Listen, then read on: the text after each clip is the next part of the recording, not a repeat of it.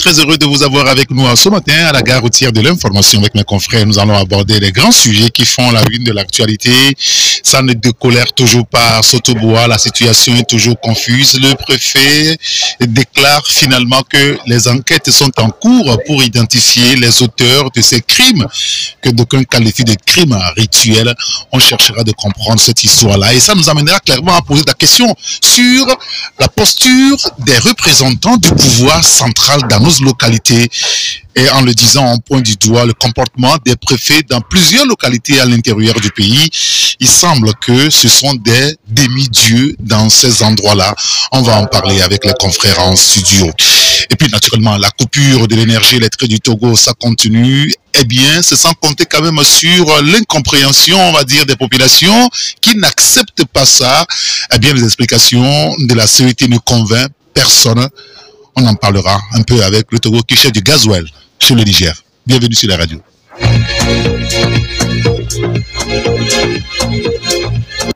Taxi FM, la seule radio de débat, d'infos et de sport. Avec mes confrères en studio et vous aussi que nous écoutez sur la radio, vous savez que vous pouvez aussi participer au débat en interagissant bien entendu en nous envoyant pour l'instant vos messages SMS, WhatsApp sur le 93 94 96 64. Nous sommes sur la radio Taxi FM à la gare routière, ça va beaucoup avec Acha Ibrahim. Bonjour Acha.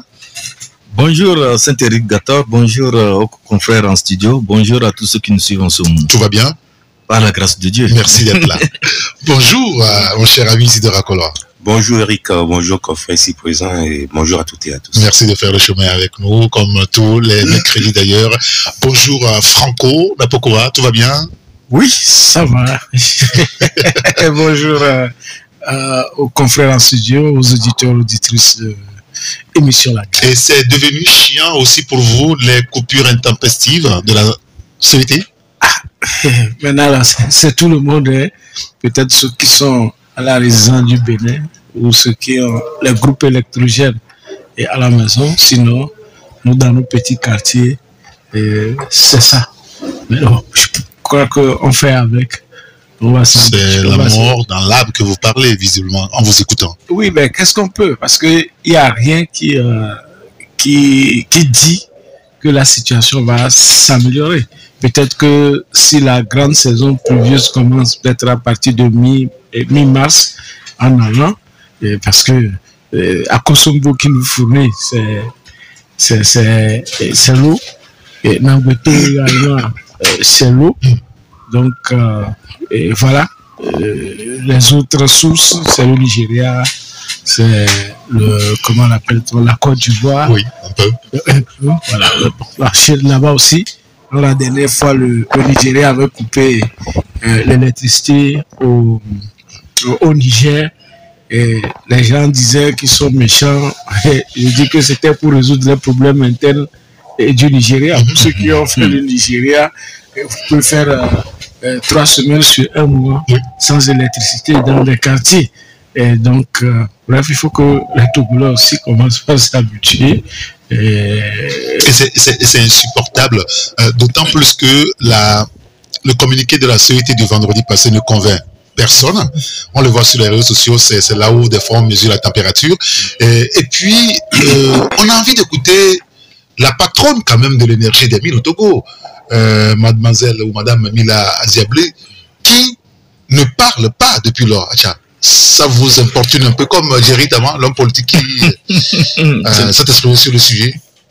Non, mais ça ne m'importune pas. Je me dis tout simplement que nous sommes dans une logique où les autorités togolaises n'aiment pas communiquer. Les autorités togolaises parfois même considèrent que nous n'avons pas droit à l'information. Lorsqu'il y a des problèmes... Est-ce que vous n'exagérez pas aussi? Non, je n'exagère pas. Lorsqu'il y a des situations dans le pays, mais on ne les voit pas. On ne voit pas situer l'opinion par rapport à des problématiques qui surgissent au sein de la communauté. Vous pouvez faire, parfois même une semaine, il y a un problème sérieux, il n'y a personne pour vous éclairer, il n'y a personne pour vous donner des éclairages. Nous-mêmes, journalistes, c'est parfois des acrobaties énormes que nous faisons pour pouvoir arracher quelques bribes d'informations. Alors qu'en réalité, dans la gouvernance, au XXIe siècle, marqué par la prolifération de tous les canaux de communication, quand il y a un problème, il y a déjà quelqu'un qui est prêt à éclairer l'opinion. Dans certains pays, nous avons vu un peu comment ça se passe. Quand il y a un petit problème, le chargé de communication du gouvernement vient donner, situer l'opinion. On dit c'est ceci, ceci, ceci. Ou le porte-parole du gouvernement. Ou le porte-parole du gouvernement. On dit c'est ceci, ceci, ceci. Et ça s'arrête là. Ça coupe court aux rumeurs. Mais quand il n'y a pas quand cet exercice n'est pas familier à ce qui nous dirige, c'est ça qui fait que parfois dans le pays, vous avez des rumeurs pas possibles. Et personne ne se gêne à pouvoir démonter tout cela et donner la vraie information aux populations. C'est ce qui m'amène à dire que notre ministre en charge de l'énergie ne peut pas faire autrement. C'est ce qu'elle est venue retrouver. Et si elle tente peut-être de faire autre, peut-être que les réseaux vont se mettre en blanc pour dire mais elle veut prouver quoi? Vous comprenez? On doit nous dire, c'est fini, ça nous crée des problèmes. Non, c'est pourquoi je disais donc que pour la ministre, bon, je comprends un peu sa situation. Ce n'est pas normal, mais je comprends sa situation. Vous comprenez? Bon, et il revenait maintenant au directeur, au DG de la CET, de sortir. Il ne s'agit pas de pondre un communiqué un peu laconique, comme la dernière fois, on nous a dit il y a des perturbations en Côte d'Ivoire et au Ghana, c'est fini, et que donc on n'a pas l'électricité, et ça s'explique comme ça. Non, ça ne s'explique pas comme ça. Même s'il y a des problèmes là-bas, qu'est-ce qui fait que nous n'arrivons pas à avoir l'énergie nécessaire ici pour tourner nos machines, nos engins et tout ça là? Mais il faut nous expliquer ça. Soit il y a eu réduction dans la fourniture de l'énergie ou bien du package qu'on nous envoie, ou soit, bon, nous avons d'autres problèmes avec eux, ce qui fait qu'ils ont pris aussi des mesures à leur niveau. Et ça, là, il faut communiquer ça, c'est rien. Quand vous avez donné la vraie information à la population, ça, il y a une certaine confiance qui se crée, et finalement, quand le gouvernement même est dans une situation inconfortable, le peuple comprend parce que on sait que nous avons des difficultés. Mais quand vous masquez des choses, mais c'est comme si c'est de la méchanceté. C'est ce qui fait que parfois, certains compatriotes ont le sentiment comme les membres du gouvernement sont des méchants. Alors que ce n'est pas ça. C'est des situations qui amènent parfois à ce que on prenne certaines dispositions pour pouvoir arranger les choses. Mais bon, le peuple qui n'a pas éclairé, nous, à qui on ne donne pas des informations, pour nous, c'est des méchants qui sont là et qui prennent des décisions et qui s'imposent à nous. Alors, ça ne devrait pas être ainsi. Communiquer pour avertir les populations qu'il y aura coupure dans votre zone de telle heure à telle heure, ça ne parvient pas à tout le monde. Oui. Et quand vous l'avez, des fois, vous ne voyez pas votre localité là-dessus, mais vous êtes quand même coupé. Oui. Ou quand votre localité est dessus, les heures qui sont indiquées ne sont pas respectées et patati patata, et donc du coup dans l'opinion ça crée une confusion. Oui, ça décolère toujours pas. Oui. Et nous-mêmes on est victime tous les jours à la radio ici. Tout à fait. Mais je voulais chuter, vous permettre, mais c'est pour dire que nous devons comprendre aussi cette situation, parce que quand nous rentrons dans les périodes de février, mars en allant, il y a parfois des problèmes en matière d'énergie. C'est commun à la sous-région, mais il revenait quand même qu'on nous explique cela. Je pense que les gens... J'ai écouté deux fois déjà Napokora sur ce sujet, c'est-à-dire que le fait que la CET ait réussi à convaincre l'opinion de passer à cash power, c'est-à-dire que c'est nous en réalité qui finançons la CET d'abord, c'est ça. Et c'est après que elle nous donne l'énergie. En principe. Donc, on ne peut pas nous dire qu'on manque de l'argent aujourd'hui. Nous finançons le fonds de renouveau. Oui, bien sûr, avec Cash Power. Effectivement, c'est vrai. Et tous les Togolais presque sont passés à ce registre-là. Et du coup, il doit avoir de l'argent. Alors, parce qu'on écoute des gens dire que il doit y avoir des problèmes d'argent au niveau de la CET, et nous, on écarquille les yeux. Mais comment c'est possible? On paie un service et que nous n'avons même pas. D'avance, oui, d'avance, c'est que nous n'avons même pas. Oui, Isidore, sur ce sujet de la CET.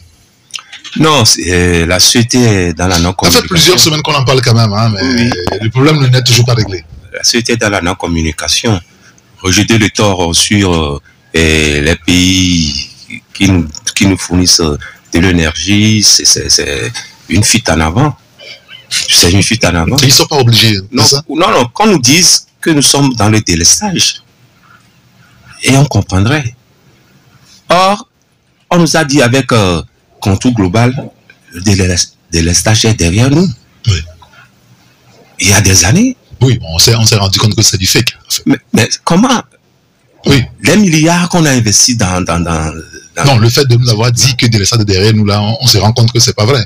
Mais, alors là, les autorités ne sont pas sérieuses. Puisqu'on nous a dit que avec contour global, et nous avons une autonomie énergétique. Et plus tard, il y avait d'autres projets aussi. Oui, il y a au moins 4 ou 5 autres projets. Hein. 4 ou 5 autres projets. Et Centrale Kekeli, qu'en est-il? Qu'en est-il? Kekeli Efficient Power. Oui, mais tout ça là, c'est du pipeau. L'État a démissionné. Aujourd'hui, ce qui se passe, en principe, nous devons porter plainte contre la CET. Ah bon? Oui. Puisqu'on paie des services et qu'on n'en a pas. En principe. Et ATC et autres là, et la Ligue togolaise, LTC, c'est ça, la Ligue togolaise des consommateurs, doivent se mouvoir et appeler le peuple pour qu'on puisse, comment dirais-je, se traduire en justice la CET. Et dans ça, vous imaginez, quelqu'un n'a pas payé sa facture d'électricité. 1 mois, on est venu le couper. Oui, si, c'est régulier ça. C'est pas normal. Ce n'est pas normal. En même temps, il faut toujours payer ses factures. Hein. Il faut payer ses factures. Ils disent dans 15 jours. Et 15 jours, la personne n'a pas d'électricité ou c'est à compte-gouttes. Maintenant, vous pouvez encore couper. Au moins, ayez ce, comment dirais-je, cette tolérance. De dire que bon, nous n'arrivons pas à assumer. Donc, arrêtons la coupure d'électricité, pas l'électricité, pour défaut de paiement, venir couper l'électricité aux gens. Alors, le sujet aujourd'hui est quand même, voilà, ça hante les Togolais. On ne sait pas, vous êtes là, on ne sait même pas quand est-ce que vous serez débranché du secteur principal. Mais pendant ce temps, le Togo est en train de déployer ses ailes dans la sous-région pour pouvoir trouver des solutions à ce problème de l'énergie que nous avons. On l'a vu ce week-end avec la ministre des Mines et de l'Énergie, Mina Ziablé, qui était donc dans le Sahel, notamment au Niger, avec ses collègues du Mali, du Burkina, du Niger, du Tchad aussi. Et vous savez que le Niger nous a récemment donné de gasoil. C'était pas gratuit, hein, il faut le préciser. Non, en temps nous donner. Ah, oui, il nous a donné. En tout temps. On a réceptionné ça où? Ah non, mais on a communiqué dessus, non? Oui, mais c'est réceptionné où? Et par quel mécanisme c'est arrivé? Vous doutez que... Non, je ne doute pas. Bah parce qu'il faut des installations pour pouvoir acheminer cela. C'est venu comment? Par la route ou bien quoi? Et on n'a pas vu les longs véhicules là sur la route passer. Parce que là, vous posez notre débat carrément ça. Hein? Non, c'est pas notre débat, c'est la logique. Oui. Est-ce qu'on a la logistique? C'est ça, il faut une logistique pour pouvoir accueillir ces carburants-là qu'on nous donne. Soit c'est par la voie... En même temps, vous avez suivi, comme nous, oui, bien sûr, vous avez donné du gasoil. Bien sûr, nous l'avons suivi. Et tout récemment, même à Niamey, il y a encore un mécanisme là qui est mis en place pour fournir du gasoil à un certain nombre de pays. On dit éventuellement le Togo. Oui. Donc, vous comprenez. Donc, il faut vraiment des installations appropriées avant qu'on achemine ce gasoil-là vers le pays. Ou soit si c'est par la route, on doit voir les camions citernes là débarquer en centaines ou bien en milliers, transportant ce carburant, ce gasoil, ou bien. Oui, bien sûr. Oui, Francisco. Oui. Et ce dossier, nous l'avons abordé à Tampa Express. Oui, exactement. Dans le numéro, voilà, en novembre passé. 46 de Tampa Express de novembre, lorsque l'annonce a circulé, puisque c'est un document qui a circulé, que le Niger offre 10 000 mètres cubes de gasoil au Togo. Donc, à citer les différents pays. Et nous avons vraiment salué cet acte qui montre que la sous-région peut être... Et puis offrir, là, on ne sait pas si c'est gratuit. Non, c'est la vente, mais quand même à un prix peut-être plus raisonnable. Voilà, c'est okay. Bon, le coût n'a pas été évoqué, mais quand même, c'est le fait que le pétrole du Niger n'est plus exporté à grande échelle. Donc, il y a, disons, un surplus de production. Donc, il fallait déverser d'abord sur la sous-région. Et c'est le Bénin, normalement, qui devait être le pays premier à en bénéficier. Parce que entre le Bénin et le Niger, il y a eu la construction d'un pipeline pour arriver au Bénin. Mais voilà le conflit entre les deux avec la fermeture des frontières. Donc, nous, à Tampa Express, ça nous a poussé même à dire le fait que même le chef de l'État fort est médiateur dans tout, et organisation des sommets et autres. Et nous avons posé la question, et notre 228 fait quoi pour capitaliser sur ces avantages circonstanciels? Et donc, nous avons, disons, essayé de faire la logistique, l'axe Lomé et Niamey, et sinon jusqu'à aller dans le Zinder, parce que c'est dans le Zinder qu'il y a les raffineries. Donc, nous avons évalué, par exemple, les canaux, puisque nous n'avons pas ces pipelines comme avec le Bénin. Oui. Donc, nous avons converti même le nombre de le mètre cube, puisque déjà, un mètre cube fait 1000 litres fois 10 000, ça veut dire que nous avons des millions de litres à transporter. Donc, nous sommes allés même jusqu'à voir les camions citernes qui peuvent transporter. Les camions Katia n'a pas encore vu. Oui, Katia n'a pas encore vu. Donc, pour voir combien. Je n'ai pas vu non plus. Voilà, combien de camions peuvent transporter. Non, ils n'ont pas dit que c'est déjà venu. Ils ont dit à partir du mois de janvier. C'est ce que le communiqué. Oui, on est en février.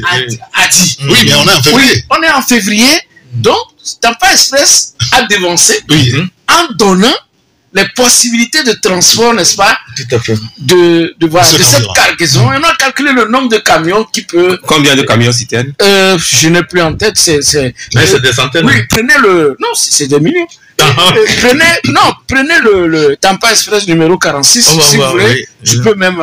On va chercher ça. Oui, mettre à disposition. Je peux mettre le PDF à disposition pour voir le calcul que nous avons fait. Et donc, vous savez que avec le djihadisme dans le Burkina, donc les camions ne prennent plus la voie ordinaire qui était le Mebitou, le 5AC Bitou, Fadangourma, Kanchari et autres. Et entre-temps, il y avait même un raccourci qui passe par le Pengal et qui passe par Pogno. Alors, vous avez dit dans l'article que le nombre de voyages à faire, ça fait 222 222 voyages. Si. Pour pouvoir transporter, pour pouvoir transporter les 100 000 litres de gasoil.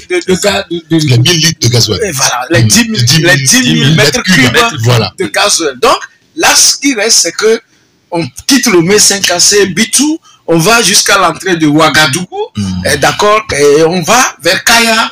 C'est la voie maintenant, mais c'est plus long. C'est-à-dire que ça fait maintenant, disons, 3000 km à l'aller, au lieu de faire juste 1000 et quelques kilomètres. Donc, c'est plus long. Et nous avons dit la meilleure façon, c'est que entre le Niger, le Burkina, parce que ça va traverser le Burkina, c'est une économie pour le Burkina, parce que tout ce qui est transporté, qui traverse, a une économie dans le pays. Donc, si les trois pays, le Togo, le Burkina et le Niger, se mettaient ensemble, ils peuvent combattre le terrorisme qu'il y a à partir de Pengal, tout est sécurisé la voie. Voilà, la voie et Pengal, c'est-à-dire que le mec est d'apparent Pengal, donc on ne va plus passer par la voie la plus courte et on continue dans le pour contourner tout ça. Voilà, donc en fait c'est ce que nous avons prévu que, mais quand on court pour aller éteindre le feu chez les voisins, nous devons voir quelles sont les retombées pour notre population. Et pour ça, on a tracé, n'est-ce pas, cette voie. Ce numéro, on va d'ailleurs même mettre le PDF gracieusement à disposition sur les réseaux sociaux. On ne dit pas que c'est la solution, c'est la seule solution. Mais quand même, c'est une piste, sinon c'est des pistes de solutions que nous avons tracées, bien sûr, avec les conséquences, les coûts et charges. Ah oui, il y a beaucoup de charges. Hein. Écoutez, ça nous permettra de parler du port autonome de Lomé. Vous savez, vendredi dernier, les responsables du port ont rencontré la presse pour dire que le port, notre port, 4e port en Afrique, se porte bien, très bien même. Alors, on va l'évoquer. Sur le premier sujet sur la CET, il y a beaucoup de réactions. Je vais choisir 2 ou 3. Il y a un auditeur qui dit: les clients de la CET ont 1000 raisons de se fâcher, car nul ne peut utiliser les services de la CET gratuitement. On te coupe directement ou carrément, tu restes dans l'obscurité si c'est cash power.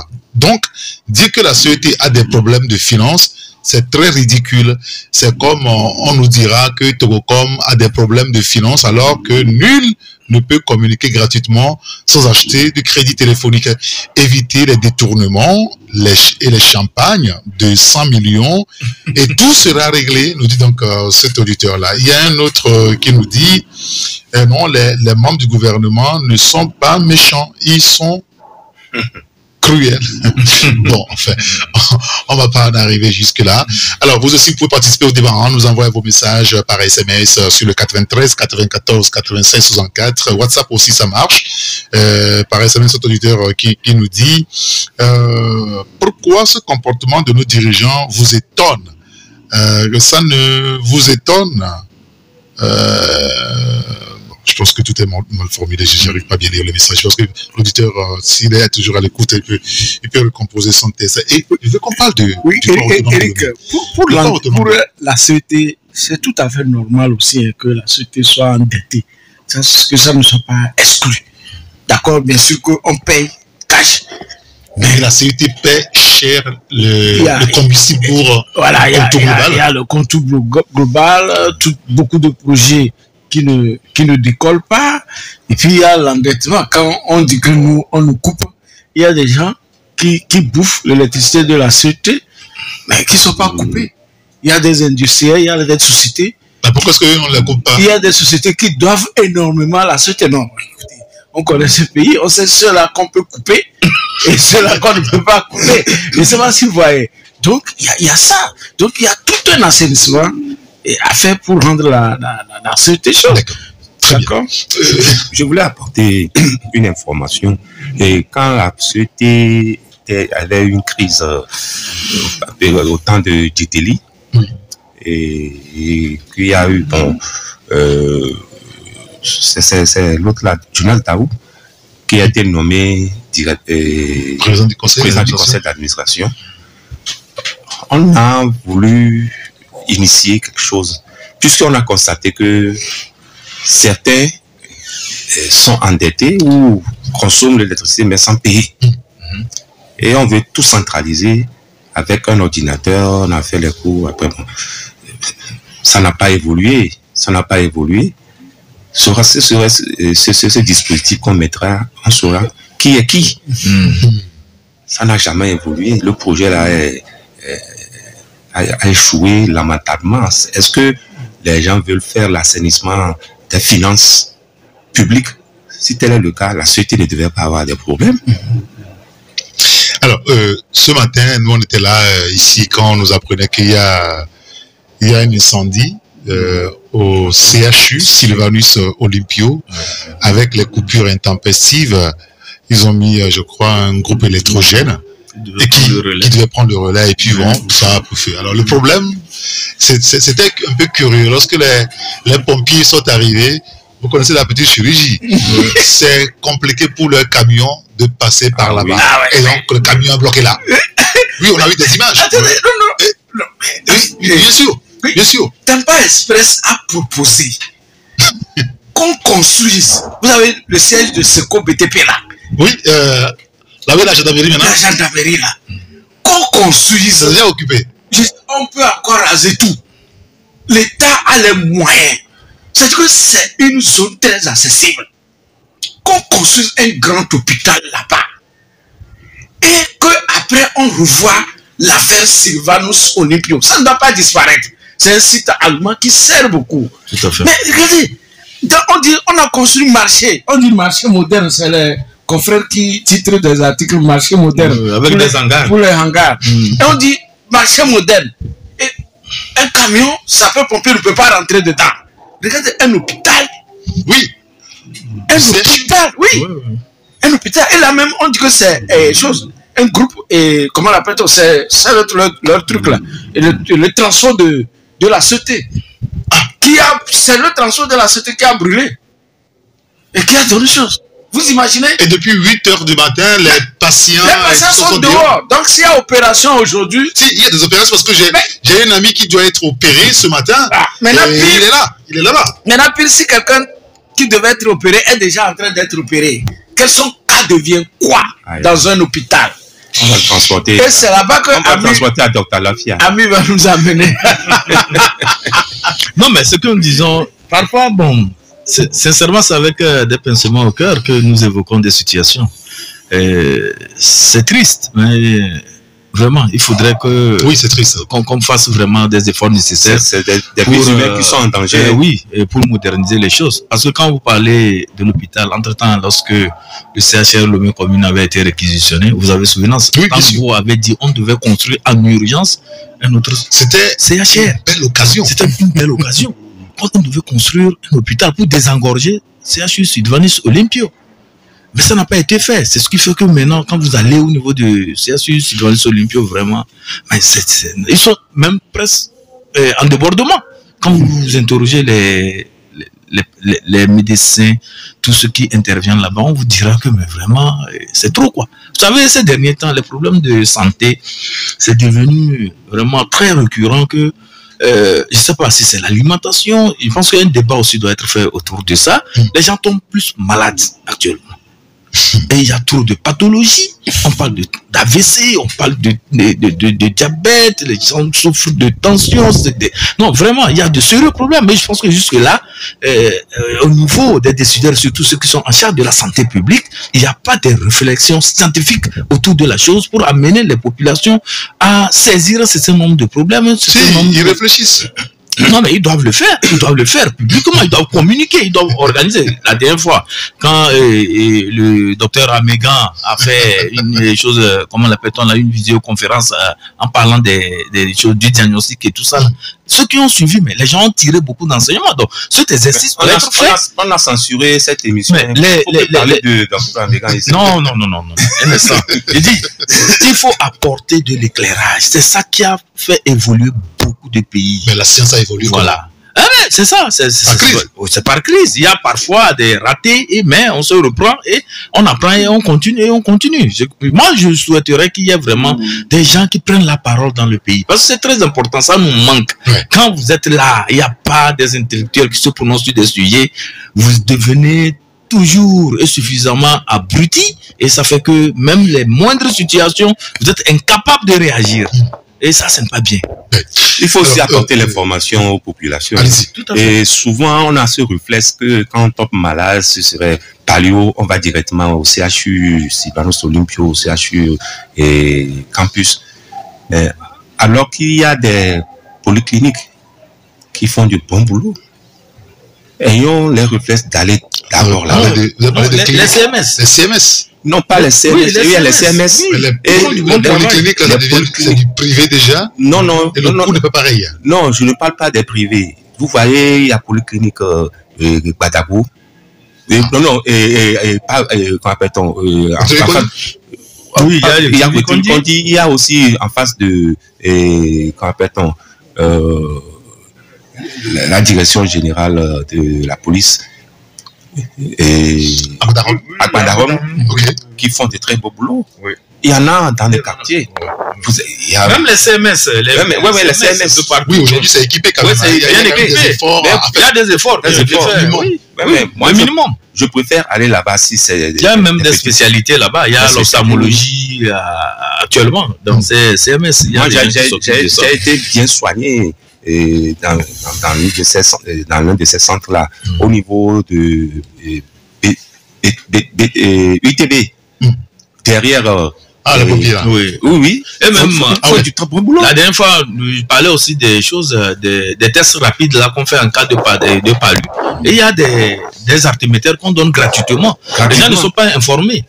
Il faut informer la population. Quand il y a un souci de palu, bon, c'est ça. Bon, généralement en Afrique, il y a aussi un autre problème. Un docteur me disait qu'en Afrique, quand on tombe malade, c'est soit le palu, c'est soit la sorcellerie. Donc je pense que les gens doivent commencer par sortir de ces carcans-là et évoluer. Merci beaucoup. Alors, il y a un auditeur qui dit tous ces problèmes relèvent la piteuse gestion calamiteuse des ressources de ce petit pays. Tout est pure improvisation et maraboutage économique.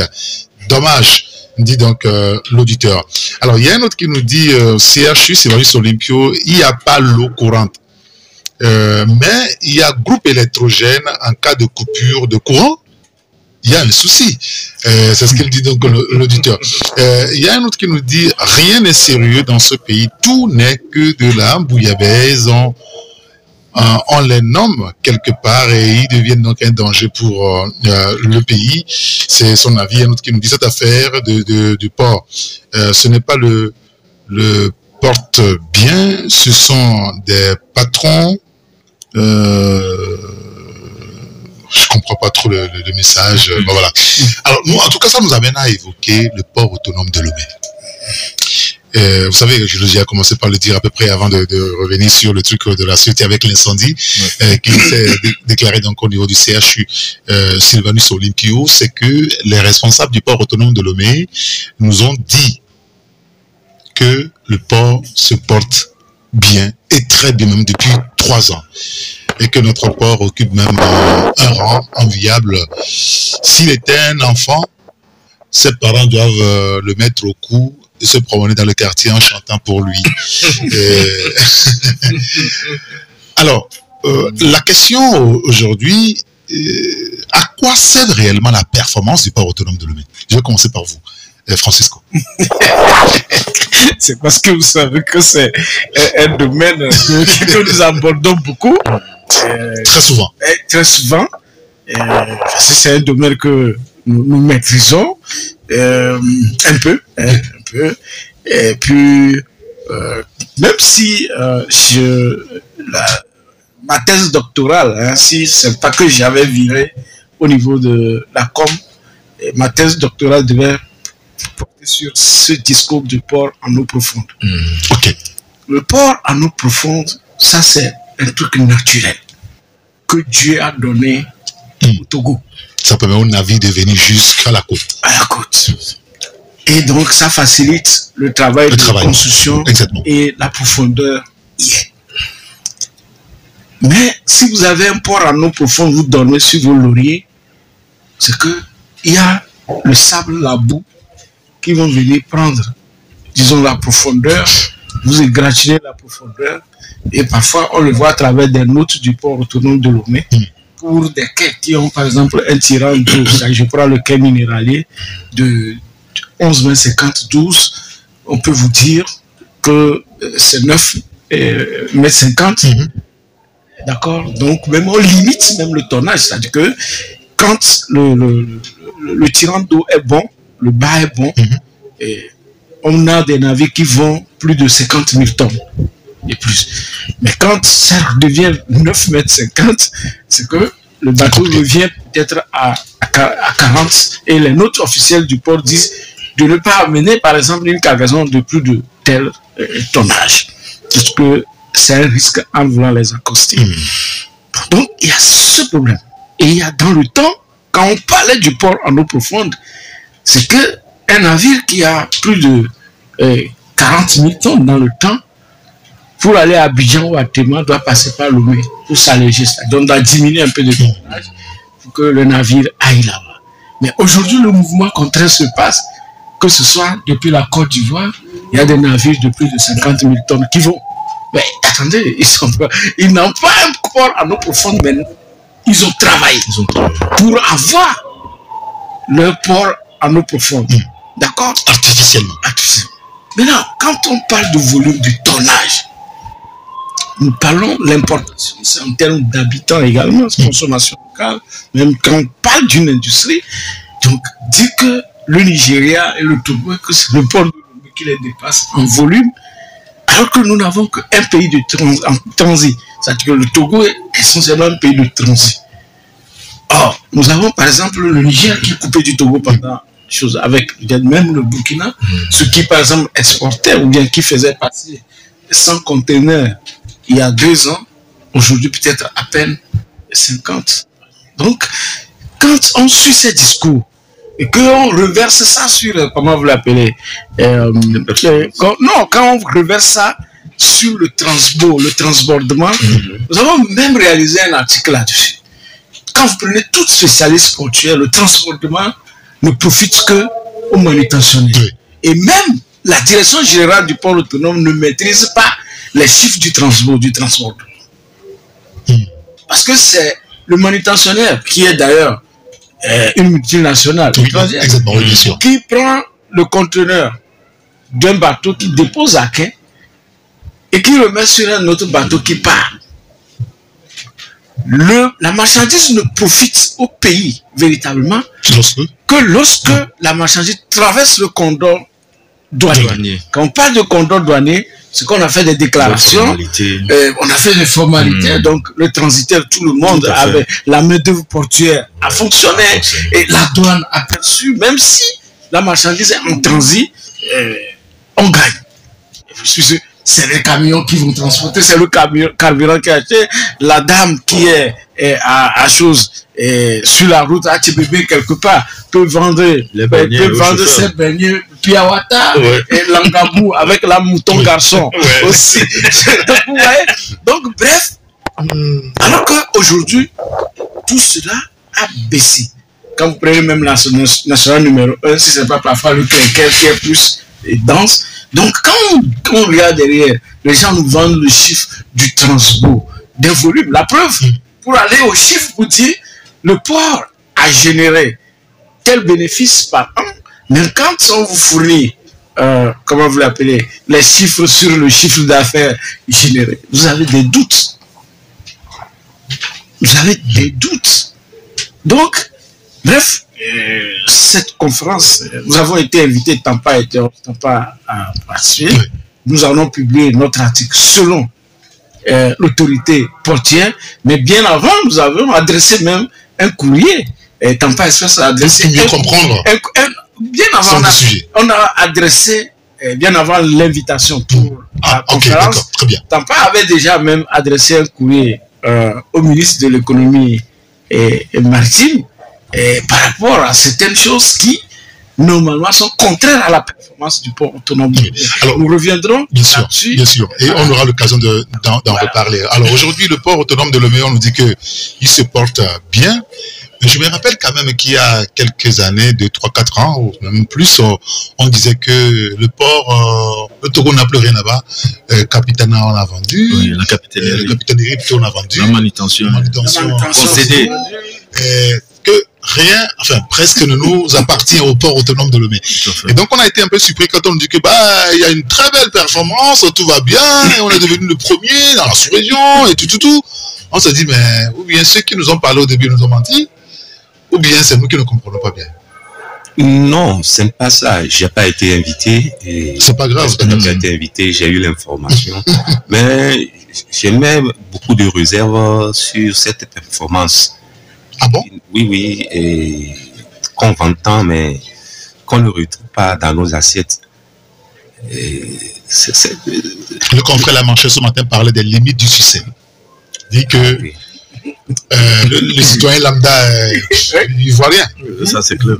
Bon, bref, le port autonome de Lomé est avant tout un port de transportement, comme l'a dit Franco. Les navires viennent ici, faire le transportement pour aller à Cotonou, aller à Tema ou autres. Jusqu'à Lagos. Avant, on disait que nous avons un tirant d'eau de 14 mètres. Mais si aujourd'hui, on arrive à 12 mètres, ça veut dire que des fois, on ne fait rien. Là, on ne fait rien. Il faut curer. Oui.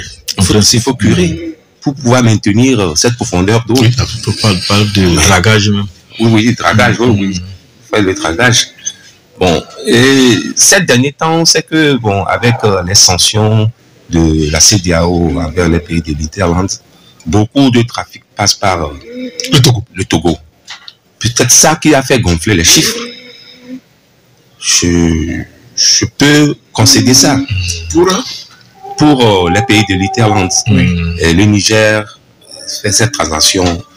Burkina, du port de Lomé, ils ne passent plus par Cotonou.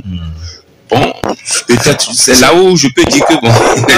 C'est pas évident, puisque je vous dis que je suis en phase avec le port.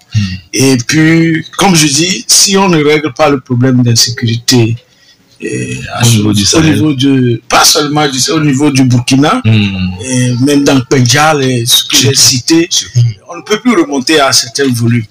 Ça, c'est chose.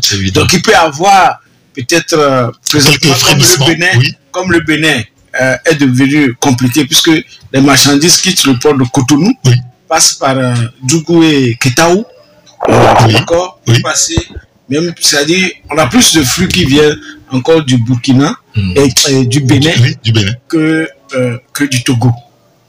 Donc, ce n'est pas évident, parce qu'on connaît beaucoup d'importateurs qui n'ont pas encore pris la décision de reprendre par le Togo. Voilà. Bon, voilà. En tout cas, bon, c'est eux qui annoncent maintenant, il faut nous dire le bénéfice annuel. Parce qu'on nous dit, on nous dit que tout va bien, tout se passe bien, on est en pleine santé.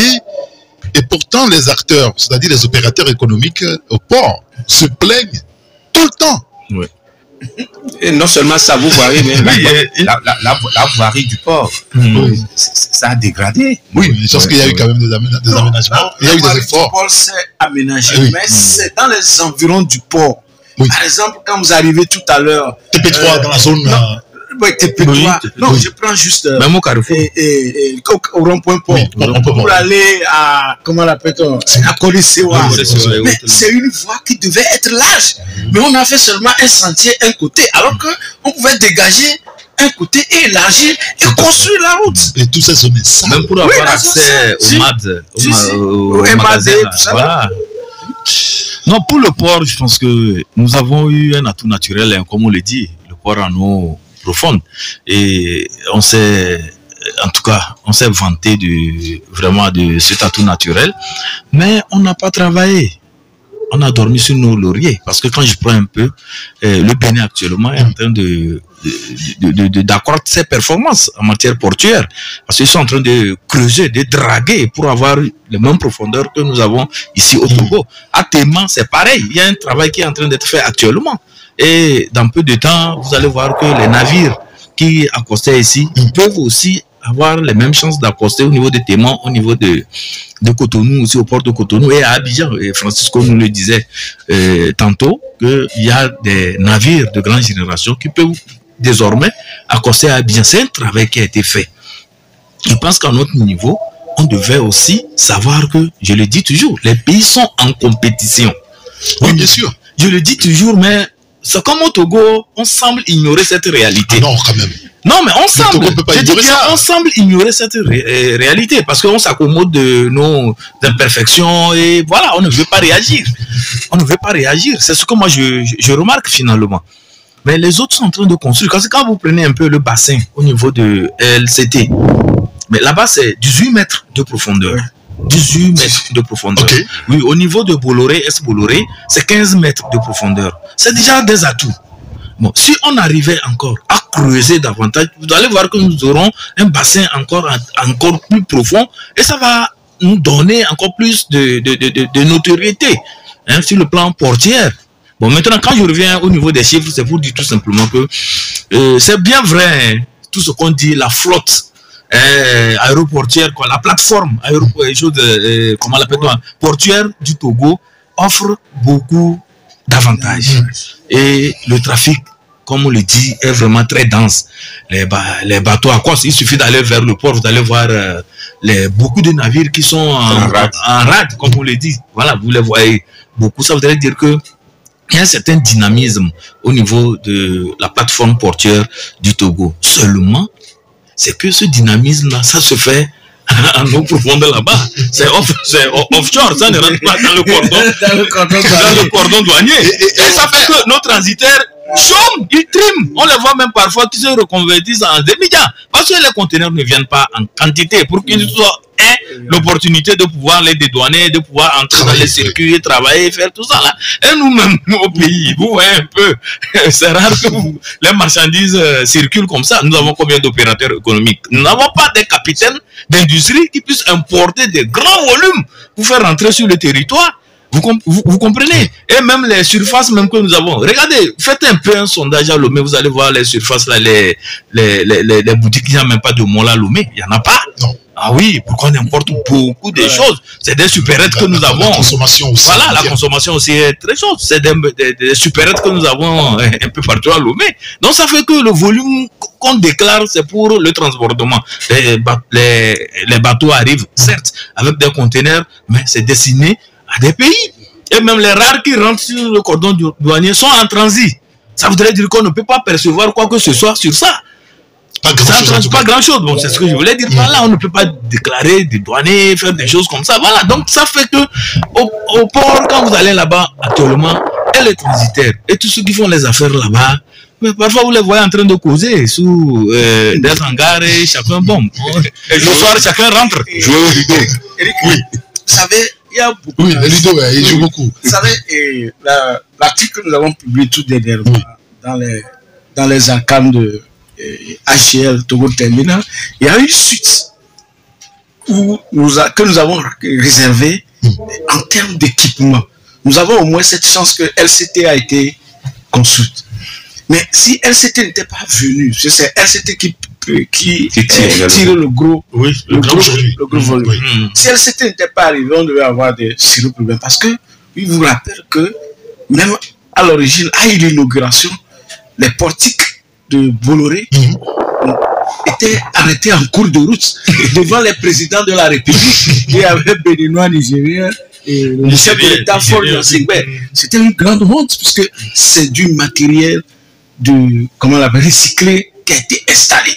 Donc, qui ne suit pas la performance ce qu'on appelle une manutention. Ok? Donc, il dit tout à l'heure qu'il y a beaucoup de bateaux sur la mer. Ça explique beaucoup de choses. Les bateaux qui sont sur la mer, sont en rade. Parfois, quand vous prenez les prévisions portuaires, ces bateaux qui sont sur rade, vous allez voir que à quai, peut-être que c'est des petits paquebots du Gabon qui sont, parce que ces bateaux ne sont pas destinés au Togo. Donc ils sont venus s'abriter pour raison de sécurité. Donc il est au Togo dès que le quai est vide, ou bien sera vide, à Cotonou ou à chose, au Ghana, on lui fait signe et puis il va il rentre, parce que sur les eaux là-bas, c'est pas aussi sécurisé comme au Togo. Donc c'est ça qui fait que vous pouvez voir beaucoup de bateaux, mais vous rentrez à l'intérieur du port, les quais sont vides. Est-ce que vous voyez?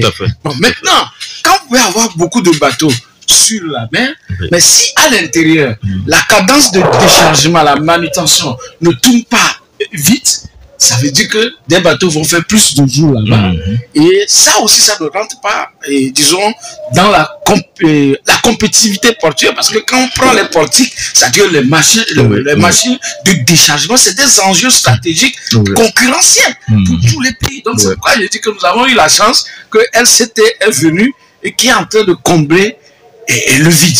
Mais ce transportement ne peut nous profiter. C'est moi-même écrit dans un article de Tampa Express il y a 1 an que si nous avons par exemple le cabotage, c'est-à-dire le cabotage, c'est que nous avons des bateaux intermédiaires. Ça veut dire que c'est des compagnies nationales, c'est-à-dire comme le Togo avait par exemple Sotonam, comme il avait été créé en temps Ecomarine qui aussi a disparu. Si le Togo pouvait avoir une compagnie nationale pour desservir la côte, donc dès lors qu'on descend les bateaux, les marchandises, les conteneurs, c'est-à-dire que le Togo puisse prendre pour amener à Lagos, à chose, est-ce que vous voyez? Donc voilà des conditions. On a commis l'erreur de mettre par exemple tous nos ports dans les mains d'une seule personne, Bolloré, pendant des années. quand je prends le Togo, comme je l'ai dit, le Togo, c'est un pays essentiellement de transit. Et c'est les périodes de soja même, c'est tout dernièrement, que on peut avoir ce qu'on appelle le fret aller-retour. Sinon, dans beaucoup de temps, après la période de soja, de cacao, quand les conteneurs arrivent, ils partent vite. Même d'autres vont au Niger, c'est du Niger qu'ils partent, ils viennent pas le Bénin. Parce que le Niger, pour ses exportations de choses, préfère, on amène, quand vous amenez un conteneur là-bas, par camion, on vous dit, bon, une autre compagnie va prendre aux réceptions là-bas pour ramener. Est-ce que vous voyez? Mais quand vous prenez un pays comme la Côte d'Ivoire, sur le plan stratégique, quand nous prenons même le Bénin, qui fait beaucoup d'exportations, mais vous avez donné le port à une seule personne, Bolloré, qui a construit dans tous ces pays. Mais il a plus investi, par exemple, à Abidjan. Kotogo, par exemple. Kotogo. D'accord? Parce que il voit l'environnement économique et l'environnement juridique et autres. Il sait que le Togo, c'est un pays spécial où on peut vous renvoyer à tout moment. On sait, ok? En fait, depuis 2000. Voilà. Mais en Côte d'Ivoire... Ils étaient à la manette, non? En Côte d'Ivoire, on a le cacao en masse. On a tout qu'on exporte en masse. Du coup, les VA, tout ça. Du coup, les marchandises qui vont au Burkina, beaucoup de tonnage, sinon de conteneurs, passent par Abidjan ou San Pedro. Et pour San Pedro. Et Bolloré a investi. Il a investi dans la route, il a investi dans le chemin de fer. Ça veut dire qu'il préfère dévier, par exemple, les cargaisons qui vont au Burkina, par exemple, par Abidjan, parce qu'il sait que quand les conteneurs vont revenir, ils vont recharger pour partir. Donc, il travaille, il gagne, c'est-à-dire en termes d'échelle, d'économie d'échelle. Et la question qu'on peut se poser aujourd'hui, en vous écoutant par exemple Francisco, c'est que, et comment nous on a fait pour être premier devant tous ces gens-là?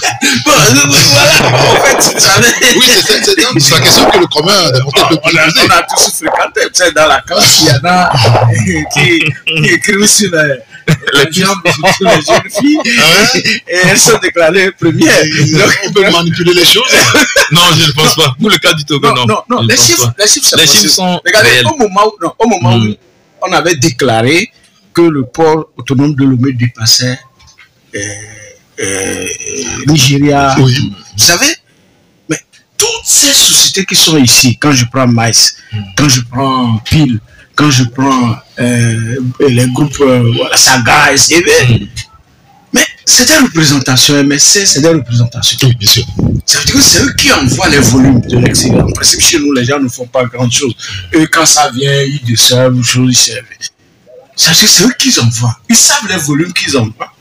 Et il faut même chose. Et la centralisation. Oui. Mais lorsque on dit que le Togo dépasse, mais les gens se posent, puisque le chef de l'État même l'a prononcé à Londres, mais toutes ces compagnies se demandent, mais quelles sont les nouvelles compagnies installées ou qu'on ne sait pas? On est allé loin. On a vu même que au niveau du Ségus, avant le Ségus publiait au niveau du Ségus, il y avait des doublons. C'est-à-dire que quand le navire est annoncé, on verse les connaissements, et après, à quelques jours de choses, on reverse. Donc, il y avait eu... les mêmes connaissements. Ouais, nous, on a suivi. Donc, il y a des documents, des rapports même qui en parlent. Donc, du coup, et les chiffres étaient comme... Puisque les gens s'étaient inquiétés, mais donc vous êtes ici, vous ne travaillez pas. Il y a d'autres compagnies qui se sont installées en fictif qu'on ne connaît pas. Donc, c'était un truc artificiel en quelque sorte, mais ceux qui l'ont fait savent, n'est-ce pas, à quelle fin. Mais je dis, pour un pays comme le Togo, c'est pourquoi souvent nous nous attaquons à certains chiffres. C'est-à-dire qu'on n'a pas besoin. Le Togo, déjà, c'est un pays très bon. Les gens aiment le pays. Quand vous allez dans le Sahel et dans les pays centraux, je dis, les gens vous disent qu'ils préfèrent le Togo que d'aller au Ghana ou d'aller au Bénin. Quand vous prenez un transitaire togolais, il est plus ou moins honnête et chose. Et puis, la traversée avec la convivialité togolaise, c'est déjà des atouts qu'il faut préserver. On n'a pas besoin voilà. Alors, je n'ai pas envie de vous couper parce que c'est intéressant d'avoir des précisions parce que le message qu'on écoute depuis lundi ou depuis même ce vendredi sur les sites internet avec uniquement que des chiffres publiés par le port autonome de Lomé. Oui, non, on veut que ça se réagisse et ça vienne dans l'assiette du port, que les découvertes, par exemple, bancaires, que le port a de gauche à droite et que le personnel, regardez, bon, même, non, mais écoutez, là vous disiez s'il y avait d'autres terrains si vous voyez, vous allez voir bientôt parce que déjà, avec les prélèvements qui sont faits au titre de l'assurance maladie, oui. Vous savez qu'il y a beaucoup de personnes, nous sommes dans les oui, en train de collecter les données, il y a des gens qui n'ont pas même pu honorer leur engagement vis-à-vis des banques. Et puis, c'est après avoir reçu ils sont partis à la banque, ils ont vu que peut-être qu'ils n'ont que 2000. Je sais pas, d'autres zéros. Et d'autres, c'est quand ils ont pris le bulletin du mois de janvier, c'est à partir de février que c'est pourquoi nous avons prolongé la collecte des informations jusqu'après, vers le 15 février. Pour que ceux qui n'ont pas l'habitude d'aller chercher leur bulletin de paie, c'est comme ça. Il y a des gens, non, directement à la banque. Quand ils n'ont pas de manque sur leur virement, bon, les bulletins s'entassent à la comptabilité ou bien au service des ressources humaines. Donc, à partir de février, les gens verront que donc, il y a des remous. Et là, il faut que comme le directeur général du port autonome et le ministre ont déjà proclamé que la performance, il y a l'argent.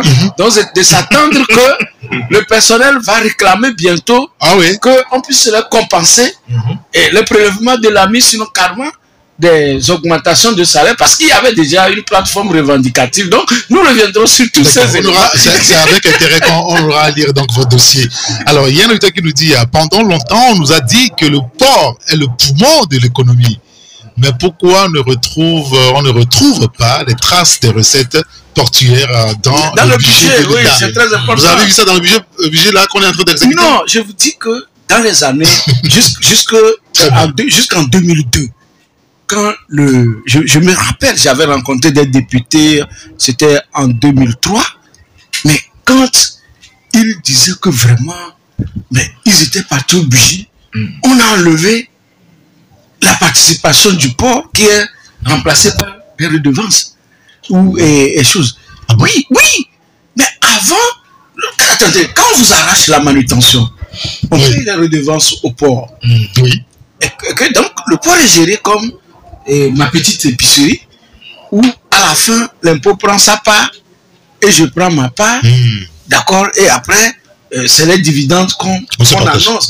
Donc, on a quitté le poumon pour arriver à la chose, comment l'appelle-t-on? À la nuit, je ne sais pas. Donc, c'est au petit doigt. Oui, donc cette idée, le port, l'économie. Le poumon de l'économie, non, c'est. Il faut qu'on oublie ça. Non, ça, c'est un vieux discours. Même si c'est réchauffé, le port ne peut plus. Le poumon de l'économie, c'est routière. Certes, la dernière fois, le port a récupéré une partie des actions chez Bolloré, ce qui a permis d'augmenter sa cote-part, je crois, il doit être maintenant à 30%. Attends, ils étaient 5 ou je ne sais pas, je n'ai plus tellement de chiffres. C'est déjà une avancée qui va permettre à ce que... D'accord. Il y a un auditeur qui nous dit, je dis que ce n'est pas le port qui se porte bien, c'est plutôt les responsables du port qui se portent bien, et même très bien. Il a raison. Je veux juste m'arrêter là pour son message, il a dit d'autres choses. Un autre qui nous dit, nos taxes douanières sont trop élevées, les opérateurs préfèrent autre destination qu'ici. On se contente d'être un pont de transfert qui profite aux autres, dit donc l'auditeur. Très bien. Je veux qu'on parle, puisqu'on parle du port, on parle d'argent et consorts, je ne sais pas, vous avez lu aussi cette histoire d'inspection générale d'État qui aurait demandé à l'INAM, à la SAFER des remboursements express. Il semble qu'il y a eu des malversations où, quand on est allé au contrôle, on a vu des caps, des 96 millions par ici, tel million par là, et on demande aux gens, à l'INAM, à la SAFER, de rembourser de façon express. Est-ce que ça ne pose pas de problème, tout ça? Il y a eu un cas on ne nous a pas encore dit comment ça a été réglé. Vous parlez là du rapport de la Cour des comptes avec cette histoire de Covid là. D'abord, sur le principe, je ne suis pas d'accord. Quand vous constatez une malversation, il ne suffit pas seulement de rembourser. Il faut sévir pour que l'autre ne soit pas inspiré à faire la même chose. Maintenant, parlant de l'article, j'ai vu le titre. Je suis allé à l'information, mais j'ai pas pu avoir accès au contenu. Au contenu. Oui, parce que c'est payant. Oui, bien sûr. Oui, c'est ça. Il suffira juste de payer et puis vous lirez l'article. Le rapport, un peu comme on paye pour... mais pour le rapport, j'ai essayé de voir si je peux trouver ça sur le site l'inspection générale ne publie pas ses rapports sur le site. Voilà, c'est tout ce que je sais. On ne peut pas inventer non plus ces choses-là. Non, ce serait quand même grotesque. Mais c'est là où on s'interroge, vous avez commencé par le dire, c'est-à-dire on découvre des choses, il y a eu des choses assez graves et la seule sanction, peut-être si on peut l'appeler ainsi, c'est rembourser. Oui, ça devient... je peux dire que... Parce qu'on a écouté ça aussi pour le compte de Covid-Gate. Tout à fait. Je dis ça devient une porte d'enrichissement. Là, on parle du principe qu'on peut disposer à sa guise les ressources du pays et on tourne ça, on fait les affaires avec ça. Au bout de quelques temps, quand on découvre, bon, on paie ce qu'on a volé et ça s'arrête là. Je sais pas, c'est la façon dont en tout cas le sujet se présente. Et là, si on va dans ce chemin, bonjour les dégâts, parce qu'il y aura beaucoup de dégâts. Les gens savent que quand vous volez, bon, vous pouvez faire ce que vous voulez avec ça. Et à un moment donné, bon, si on découvre, oui. Voilà, donc si on ne découvre pas, c'est fini. Ouais, parce qu'il y a des secteurs où on ne peut pas faire d'audit, parce que ceux qui sont là-bas, c'est des puissants. Hein. On ne peut pas aller on ne peut pas aller auditer des boîtes comme ça. Donc voilà. Et ça continue. Voilà, un matin, on se lève, on dit bon, dans tel secteur, ça ne va pas, alors qu'en réalité, ce secteur devait, en principe, avoir beaucoup de ressources. Quand aujourd'hui, on parle de la SAFER dit sa contribution, c'est 30%. Elle est en train de se forcer pour aller à 80% pour pouvoir avoir les ressources qu'il faut pour entretenir les routes, tout ça, là, tout ce qui passe par les commodités au niveau de la circulation sur nos axes ici au Togo. Et dans la collecte des fonds au niveau de la SAFER, il y a aussi une partie de l'immatriculation au niveau de la direction des routes là et ferroviaires au niveau de Sotopla. Entre-temps, là, l'immatriculation, il y a une partie qu'on verse à la SAFER. Il y a aussi au niveau des plateformes, des usines de cimenterie. Oui. Parce qu'on estime que ces cimenteries-là exploitent de gros camions qui vont dans les carrières et tout ça, là, qui empruntent nos voies. Et donc, il y a aussi en tout cas, tu veux dire que des redevances là, que ces plateformes-là doivent verser à la SAFER. Et d'ailleurs, nous, les litres d'essence... Voilà, au niveau des litres d'essence aussi, nous payons. Au niveau des forages, des péages, nous payons. Bon, maintenant, on a encore multiplié, mais nous payons. Tout cet argent-là, on fait quoi avec?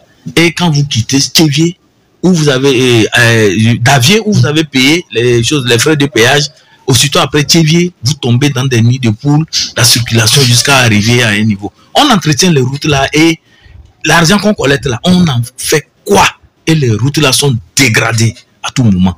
Quand vous prenez le tronçon de Lomé-Palimé, il a fallu que Ebomaf refasse la route là pour que les gens retrouvent un peu la quiétude. Sinon, par le passé, il y avait des péages là-bas. Oui. Mais on prenait de l'argent, mais la route était vraiment dégradée. Donc, alors, on se pose la question de savoir c'est quoi au niveau de la SAFER. Quand aujourd'hui, on est en face d'un tel rapport, on va comprendre que l'argent ne sert pas à entretenir les routes.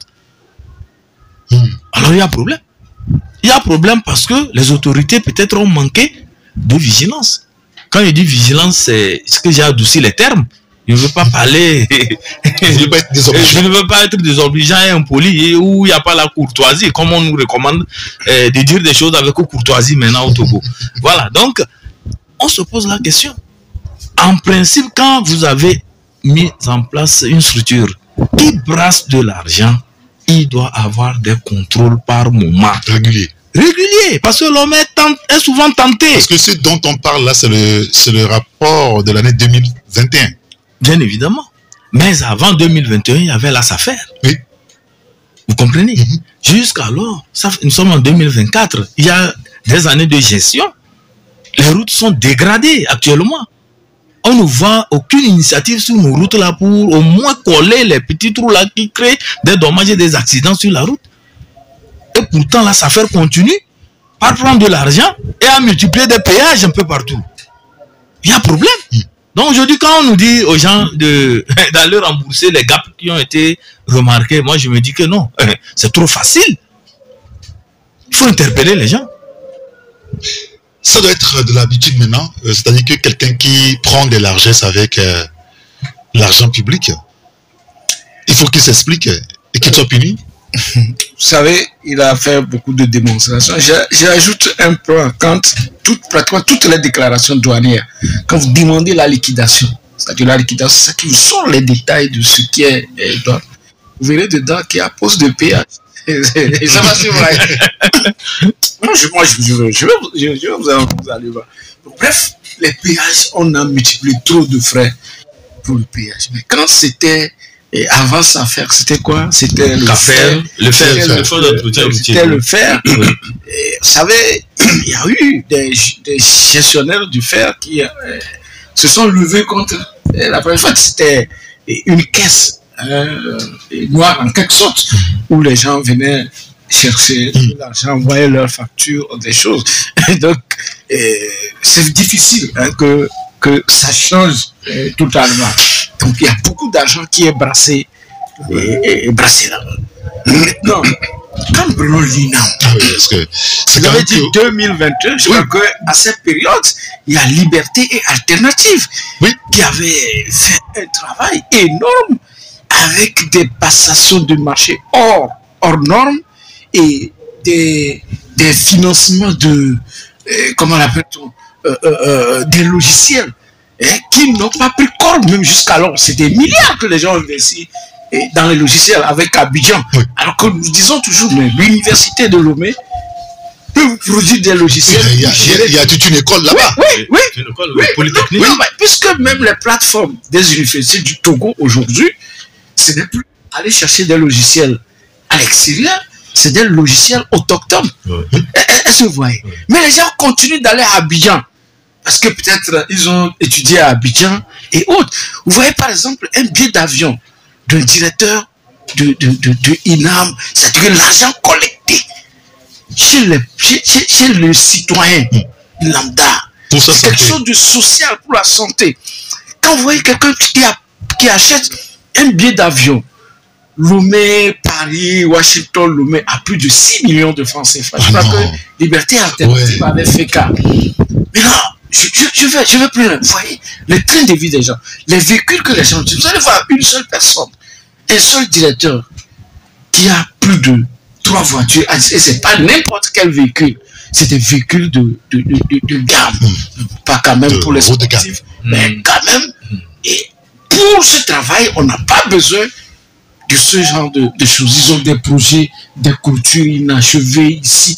Quand vous retournez, vous rentrez dans les trucs des INA, même quand vous prenez la structure des rapports qui sont à notre disposition, mais on va où avec ça? Donc on s'amuse avec et l'argent. Vous allez voir dans ces rapports, il y a des ministres qui ont pris de l'argent frère à l'INAM. On a écouté ça. Oui, mais ils ne sont pas inquiétés parce qu'ils sont et comme on le dit, c'est des amis. Et je le dis souvent par la métaphore de Lilis Samou Korto, que si pour aller signaler que quelqu'un a pris un meuble dans le service, il faut le suivre pour voir où est-ce qu'il a amené. Sinon, si tu ne sais pas voilà, le mettre en prison, peut-être toi-même tu iras en prison. Bien évidemment. Peut-être que Il amène ça chez lui. l'expression du travail, comme on l'a dit, son travail se limite à un rapport Et ça qui s'arrête là. est mis sous le discrétionnel du chef de l'État. C'est pas un rapport qui est publié comme la Cour des comptes. Et maintenant, si le chef de l'État donne les instructions, et pas on va l'enfermer. Si on dit qu'il rembourse, Il va rembourser. celui avec qui il a mangé, ils vont se débrouiller. Et j'avais dit que nous avons commencé par voir un système qui n'est pas bien. Et nous avons dit que c'est pas bien d'avoir un ministre des Finances qui a été, et disons, un banquier. Parce que si la donne depuis un moment, ça, je prends par exemple lorsque la BTCI avait été vendue à prix liquidatif. Mais à l'Assemblée nationale, quand les gens cherchaient les produits de cette vente, mais c'est séance tenante que les fonctionnaires du ministère ont dit que oui, l'argent nous l'avons gardé sur un compte quelque part. Et séance tenante, ils ont introduit ça, les 6 milliards et quelques, dans le budget. Sinon, personne ne savait qu'il y avait un 6 milliards caché. Quand vous voyez également les rapports sur le Covid également, il y a eu des choses. On dit que les gens ont déposé l'argent sur des comptes à côté. Oui, bien sûr. Est-ce que vous voyez? Oui, bien sûr, ça a été dit. Celui qui peut faire ça, c'est quelqu'un qui a pénétré le système bancaire, qui peut demander quelque chose à une banque et qu'on lui accorde. Ici et maintenant. Et ici et maintenant. Ok? Donc, si vous avez quelqu'un comme ça, Qui maîtrise le système. qui maîtrise le système, Ah, vous n'avez pas de chance. donc, mais attendez, les gens vont compter sur lui, vous déposez l'argent quelque part. Si par exemple la vigilance des inspecteurs ou de l'État ne suit pas, c'est que demain, 1 an, 2 ans après, c'est reconverti. Et donc, l'expression du travail et l'inspection d'État travaille au niveau du Trésor et du ministère des Finances également. Il travaille au niveau de la Cour des comptes. Il travaille.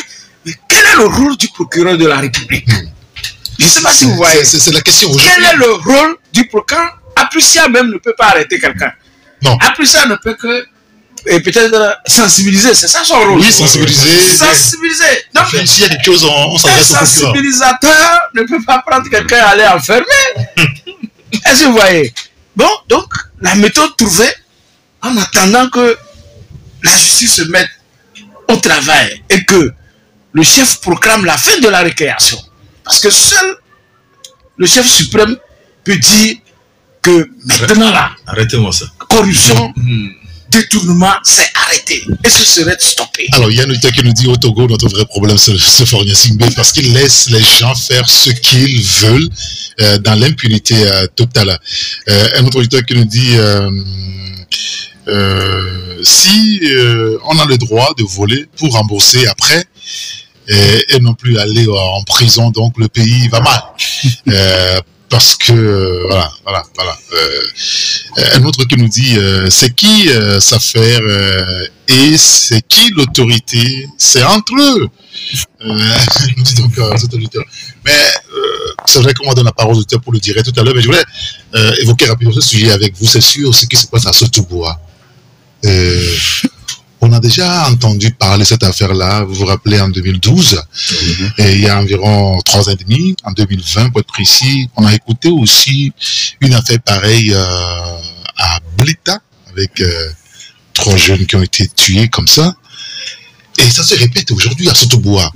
1, 2, 3, 4, 5, 6, 7 personnes la dernière fois. Comment est-ce que vous comprenez ça? Comment on peut comprendre ça? C'est juste pour dire que la sécurité n'est que pour un seul homme. Non, on va pas aussi exagérer. Hein. Mais le problème, mais pourquoi on ne peut pas identifier ceux qui sont dans cette pratique jusqu'à présent? Vous vous souvenez l'affaire Pacha Similewa? Oui, si. Similewa. Oui, Similewa, oui. Oui. Et qu'on a arrêté à Lomé, et l'affaire même s'est élargie sur un ministre dont j'étais ici le nom, et il y a un pasteur aussi qui serait impliqué qui a fui. Quand c'est des glaces. Des glaces, voilà. Et quand vous voyez tous ceux qui sont mêlés dans cette affaire, suivez mon regard, vous savez pour qui ils travaillent, ou leur acquaintance avec le pouvoir. Et souvent, ça arrive à l'orée des consultations électorales. Et c'est des organes qu'on enlève souvent chez les filles, les femmes, les seins, ce qu'on appelle les pièces détachées. Oui. Pour aller faire quoi? D'où la piste de crime rituel dont on parle. À qui profitent ces crimes? C'est la question fondamentale à laquelle nous devons répondre pour savoir l'origine. Est-ce que ces gens ne sont pas couverts de façon occulte? Et jusqu'à présent, on ne mène pas des enquêtes sérieuses pour pouvoir les démasquer. Alors hier, notre confrère Gabola TGA a produit un article justement pour faire parler le préfet finalement qui a accepté se prononcer sur le sujet. C'est vrai que le samedi, lorsque les jeunes étaient allés à la préfecture, ils n'ont eu que seule réponse, eh bien l'intervention des militaires dans la zone sans toutefois rencontrer le préfet. Alors, le préfet dit clairement aujourd'hui que les enquêtes sont en cours pour savoir réellement ce qui se passe dans la région. Oui, voilà une façon cavalière de résoudre les problèmes. Les gens s'inquiètent. Les gens sont venus vers l'autorité, celui qui représente le pouvoir central, pour s'informer ou porter l'information et vous envoyer des militaires, les arrêter, les bastonner, alors qu'on sait que nous sommes dans une crise sécuritaire où on a besoin des populations pour vous donner des informations. Oui, bien sûr. Vous mettez à dos cette population. Moi, j'arrive pas à comprendre. Au même moment, vous invitez les gens à collaborer avec les forces de l'ordre. Comment cette collaboration pourrait fonctionner? J'espère que les jeunes qui ont été arrêtés sont déjà libérés. Il faut commencer par là et mener des enquêtes. Il y a certains qui sont libérés, certains qui sont toujours en détention, notamment un qui a pris les vidéos. Oui, mais quel crime il a commis? C'est pas un crime. Est-ce qu'il a vérité les faits? Non. Les faits sont réels. Et que fait le procureur de la zone? C'est l'interrogation aujourd'hui. Je voudrais qu'on évoque le cas du procureur, d'accord, parce que depuis là, on ne l'a pas écouté clairement sur le sujet. Il n'y a aucune information. Une victime, deuxième, troisième, quatrième, cinquième, sixième, septième.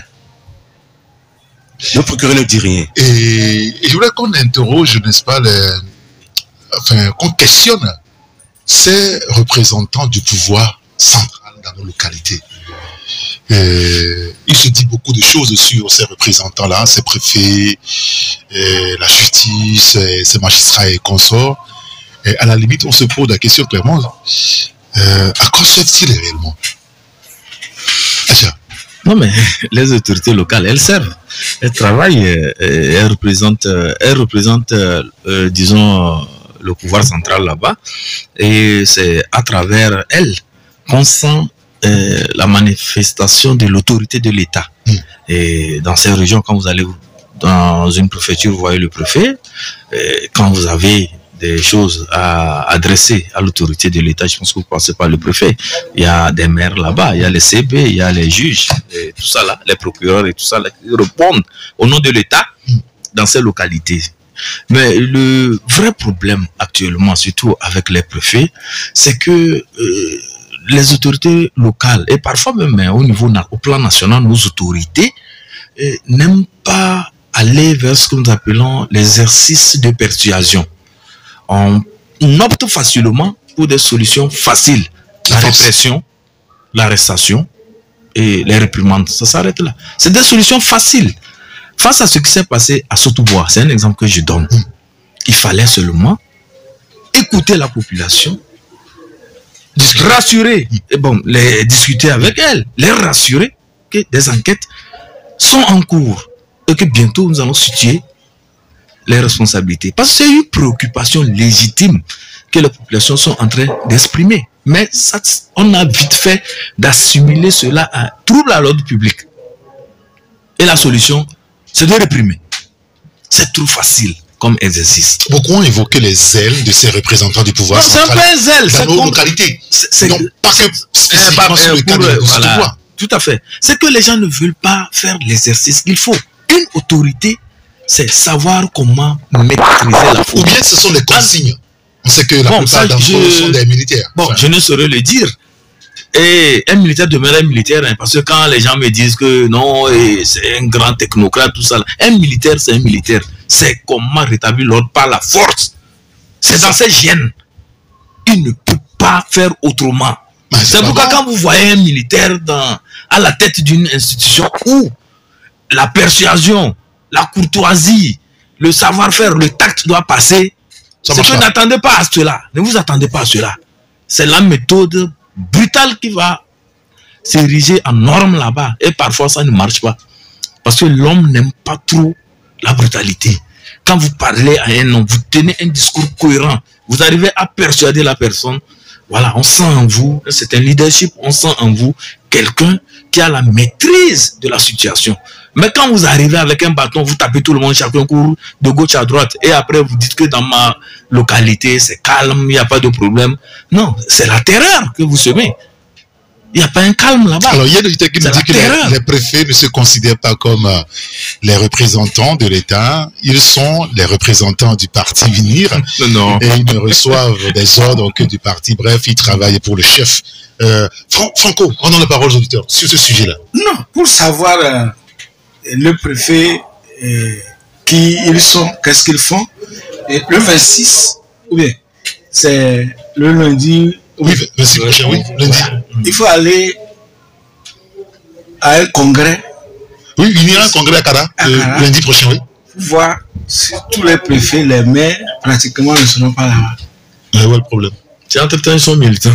Ok, d'accord, ils sont militants. Si entre-temps, j'ai dit entre-temps. Si entre-temps, ils sont militants. Oui, il faut aller les voir sur place. Dès qu'on dit société civile ou chose, veut faire quelque chose, ils sont les premiers là-bas à interdire les choses. C'est pourquoi ils sont là, en quelque sorte. Sinon, dire que vous avez un préfet dans un milieu, des magistrats, procureurs, et qu'il y a 1 mort, 2 morts, 3 jusqu'à 7. Ah bah oui. Le préfet doit parler à la radio communautaire. Consommons cela. Il y a d'autres radios, jusqu'à Blita, qui sensibilisaient les gens. Du moins, oui, des dispositions à prendre. Des dispositions à prendre. S'ils n'ont pas fait ça, ils ont failli. Hier, quelqu'un me posait la question, est-ce que le préfet est toujours au poste? Oui, bien sûr, il est là. Ah, s'il est au poste, ça veut dire qu'il sert bien. Ah. Oui, c'est tout ce qu'on peut ajouter. On ne doit pas le maintenir. S'il est au poste, c'est qu'il sert bien. Alors, il y a un auditeur qui nous dit comment des parents qui pleurent la disparition de leurs proches doivent-ils subir l'assaut des forces de l'ordre suite à l'appel de la première autorité.